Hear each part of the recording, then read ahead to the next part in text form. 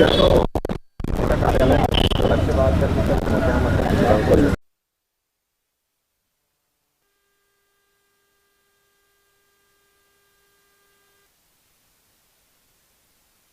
जाएगा, एक्स्ट्रा नुकसान हो जाएगा। हाँ हाँ, और वो निकलने की पेड़ का उसका जाना, उसका कुछ नहीं जाएगा। उसका क्या गया? उसको माहौल बनाना था, बना लिए एक बार जी। अब उसको निपटेंगे तो नहीं हम वीडियो दिए कि सुशांत सुबह गाली में क्या जमीन में गाड़ है वीडियो, वो ये लोग भाई बोल रहे हैं ऐसा सुशांत दिया को हम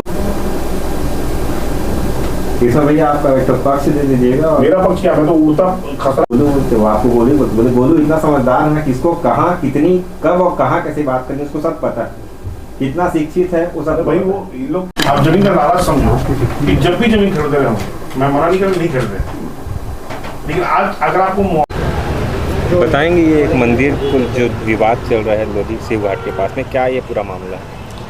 ये जो शिव घाट पुराना सरकंडा स्थित जो ये प्रांगण है, जो मंदिर के सामने की जो भूमि है वो खसरा नंबर 1105 की है, इसकी बगल की भूमि 1106 की है।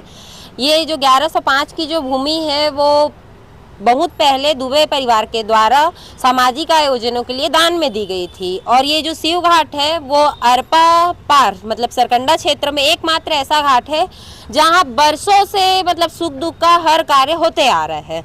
तो ये जो 1105 की ज़मीन है, इस पे जो अभी वो जो जायसवाल परिवार है वो अपना कब्जा बता रहे हैं, तो उनके जो ज़मीन है वो खसरा नंबर 1102/12 की ज़मीन है।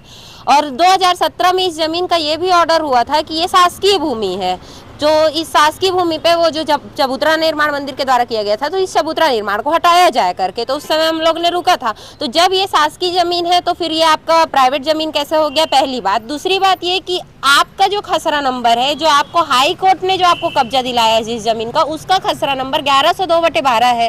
तो आप 1105 पे कैसे अपना कब्जा कर रहे हैं? उसके बावजूद आप इसमें आप अवैध तरीके से कब्जा करके आप मुआवजा भी गवर्नमेंट की तरफ से ले रखे हैं और अब बाउंड्री उठा रहे हैं। जिस दिन आप आए थे अभी कुछ दिन पहले तहसीलदार को उन लोग लेके आए थे, तो ये जो आपको मंदिर दिख रही हुई है, ये बरम बाबा मंदिर और वहाँ शनिदेव के मंदिर को उन्होंने खंडित करके गए हैं। तो उसमें भी उस दिन भी पूरे मोहल्लेवासी आके विरोध किए थे, तब उन्होंने वापस गए। और अभी जो पिछले समय हुआ है, अभी 3 फरवरी की जो घटना है, उस समय भी उन लोग बाउंड्री वॉल उठाने या गड्ढा करने आए थे, तो पूरे मोहल्लेवासी आए, उन्होंने गड्ढे को पाटा, बोला कि ये जमीन सामाजिक आयोजन के लिए दुबे परिवार के द्वारा दान में दी गई थी, तो आप लोग ये सब काम बंद करो। तब उन्होंने वापस गए। और ऐसा धूमिल मतलब जो बोलना चाहिए मिथ्या आरोप माननीय विधायक जी के ऊपर लगाया जा रहा है कि उन्होंने गाली गलौज किया, झूमा झपटी किया। पूरे मोहल्लेवासी यहाँ पे उपस्थित थे, इस तरह का कोई भी कृत्य ना तो विधायक जी के द्वारा किया गया है, वो तो यहाँ उपस्थित ही नहीं थे, और पूरे मोहल्लेवासी उपस्थित थे, उनके द्वारा भी उनको ना तो हाथ लगाया गया है, ना झूमा झपटी किया गया है, ना किसी भी तरीके का गाली गलौज किया गया है। और हम लोग ने जब आए पूरे गड्ढे को पाटे, तो फिर वो वापस गए कि चलो आगे हम लोग बात करते हैं, ऐसा करके उसके बाद उन लोग जिधर भी गए थे। और बात रही पहले भी जब हुआ था, तो फिर हम लोग शिकायत देने विधायक जी के पास पूरे मोहल्लेवासी एकत्रित होकर गए थे, तो विधायक जी के द्वारा जो लेटर था वो 30 दिसंबर को कलेक्टर महोदय को सौंपा गया था, और उसके बाद 18 जनवरी को रिमाइंड करवाने के लिए कलेक्टर महोदय को उन्होंने फिर से बोला गया था। तो इनको यही डर हो गया है कि पता है कि जो चोर है गलती करेगा तो वो तो फंसेगा ही, तो इनको तो वही डर है कि अब अपन वो जो है 420 का काम तो यहाँ से कर लिए हैं, इस तरीके का कुकृत्य यहाँ पे अपनी जमीन बता के कर लिए हैं, तब वो डर रहे हैं कि हमारे ऊपर मामला चलेगा, हम गलत साबित होंगे। तो इस तरीके से वो विधायक जी की छवि को खराब करने का प्रयास कर रहे हैं। ऐसा कोई भी मामला यहाँ पे नहीं हुआ है, और ये जो जमीन है वो पूरी तरह से सामाजिक जमीन है, सार्वजनिक कार्य के लिए दान में दी गई थी। हम जमीन को अपने लिए यहाँ पे लड़ने नहीं आ रहे हैं, ये हमारी या किसी और की जमीन नहीं है, सार्वजनिक जमीन है, सार्वजनिक कार्य के लिए रहेगी और पूरे मोहल्लेवासी इसके लिए डटे रहेंगे। सार्वजनिक जमीन है तो सार्वजनिक ही रहेगी। उनका जो एक आरोप उनके द्वारा लगाया गया है कि विधायक जी द्वारा उनको गाली गलौज किया गया था, क्या ये आरोप में क्या है? ये आरोप पूरी तरह से गलत है, पूरी तरह से मिथ्या आरोप है। जो गाली गलौज किया गया था बोल रहे हैं, या झूमा झपटी किया गया था, क्योंकि विधायक जी यहाँ उपस्थित ही नहीं थे, वो आए ही नहीं थे, तो फिर गाली गलौज और मारपीट का तो मामला ही नहीं बनता। उपस्थित है यहाँ मोहल्लेवासी, तो मोहल्लेवासी ने एक लोगों ने उनको किसी को हाथ नहीं लगाया है। जो लेबर यहाँ पे काम कर रहे थे उनको मना किया गया है कि आप ऐसा मत करो, गड्ढे को मोहल्लेवासी के द्वारा पाटा गया है। आपका नाम बताओ? प्रीति दुबे, शिव घाट पुराना सरकंडा निवासी। आएगा तो मामा चौक तक। अच्छा, हम इनका वहाँ तक हो जाएगा।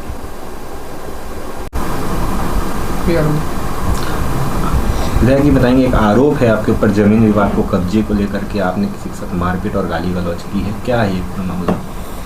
देखिए, शिव घाट एक धार्मिक स्थल है बिलासपुर का, बहुत पुरातन, जहाँ पर सुख और दुख, शोक के कार्यक्रम और खुशी के कार्यक्रम होते हैं। वो सार्वजनिक प्रायोजन की ज़मीन हमारे दुबे परिवार के माल गुजारों द्वारा समाज के हित में दान दी गई थी बहुत पहले प्रशासन को। उस ज़मीन का खसरा है 1105, और 1105 से लगी हुई ज़मीन जो है उनसे कहीं दूर 1102/12 जो तथाकथित कांग्रेस नेता और महापौर की दावेदारी करने वाले राजेश जायसवाल और उनके परिवार की है, ऐसा बताते हैं राजस्व दस्तावेजों में, जिसका कोई सीमांकन उन्होंने कभी नहीं कराया। और पिछले 20 सालों से उस ज़मीन पर कब्जा करने की नीयत से वो लगातार प्रयासरत करते रहे। उनका प्रयास तब सार्थक हुआ जब कांग्रेस की सरकार प्रदेश में आई, और कांग्रेसी का मतलब यानी कब्जैया, तो उन्होंने अपने आचरण के साथ बिलासपुर के साथ न्याय नहीं किया, और उन्होंने अपने आचरण के साथ साथ ज़मीन पर कब्जा कर लिया। ज़मीन पर कब्जा करने में उनके साथ सहयोगी रहे राजस्व के अधिकारी, कि बगैर चौहद्दी बताए उन्होंने सीमांकन कर दिया, और एक शासकीय और सार्वजनिक प्रायोजन की ज़मीन पर कब्जा करके हद तो तब हो गई जब उन्होंने शिव घाट बैराज का मुआवजा भी प्राप्त कर लिया। जब ये बात मोहल्ले वासियों ने मेरे संज्ञान में लाई, तो मैंने विधानसभा में, आपको याद होगा कि मैंने एक प्रश्न पूछा था, उड़ता हुआ खसरा राजस्व मंत्री से। उसका ये बेहतरीन उदाहरण है बिलासपुर का शिव घाट की ज़मीन का, कि खसरा कहीं का शासकीय ज़मीन में बैठाया गया, उसका शासकीय मुआवजा ले लिया गया, और बचे हुए रकबे को मंदिर में तोड़ फोड़ करके कब्जा करने का प्रयास गुंडागर्दी के साथ करने वाले लोग, जब अपने विरुद्ध कार्रवाई होने का भय हुआ तो वो मेरे चरित्र पर उंगली उठा रहे हैं। मैं आपके माध्यम से स्पष्ट करता हूँ कि अगर कोई घटना हुई है तो कोई तो साक्ष्य होगा, कोई तो गवाह होगा, प्रस्तुत कीजिए। परंतु बेईमानी आरोप लगाकर चरित्र हत्या करना, वो भी चुनाव के मुहाने पर, ये एक गंदी राजनीति का प्रतीक है। और मैं आपके माध्यम से स्पष्ट कर दूं कि ऐसे लोगों को जवाब देना मुझे आता है, और जनता समझती है चुनाव के समय ये जो मिथ्या आरोप लगा रहे हैं उस बारे पर। आपके ऊपर आरोप लगाया है कि गाली गलौच मारपीट, जैसे भी हमने समिति के लोगों से भी बात की थी जाकर, तो उनका कहना है कि उस दिन आप वहाँ पर मौके में नहीं थे। इस बात में कितनी सच्चाई है? देखिए, लगातार कई बार मंदिर में तोड़फोड़ करना, उसके परिसर पर कब्जा करना, ये राजेश जायसवाल और उनकी बहन तथाकथित अधिवक्ता की आदत में शुमार है। और वो इसलिए भयभीत है कि अब मुआवजा ले लिए तो शासन से 420 करके मुआवजा प्राप्त कर लिए। तो मैं तो आपके माध्यम से जिला प्रशासन बिलासपुर को ये आग्रह करूंगा कि संबंधित भूमि की टीम बनाकर जांच की जाए, और जांच के बाद जो भी दोषी राजस्व अधिकारी जिनके साथ मिलीभगत करके जायसवाल परिवार ने कूट रचना करके शासन को आर्थिक क्षति पहुंचाई है, उनके विरुद्ध कार्रवाई होनी चाहिए।